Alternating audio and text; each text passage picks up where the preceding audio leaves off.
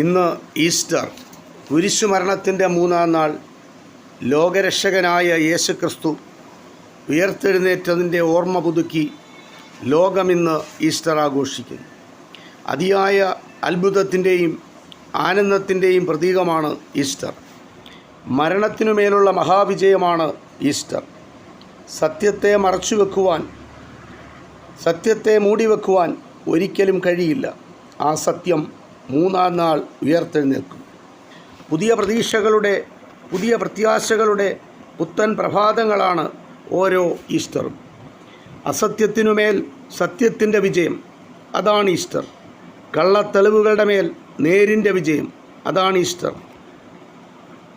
അധർമ്മത്തിനുമേൽ ധർമ്മത്തിൻ്റെ വിജയം, അതാണ് ഈസ്റ്റർ. ഏവർക്കും ഈസ്റ്റർ ആശംസകൾ.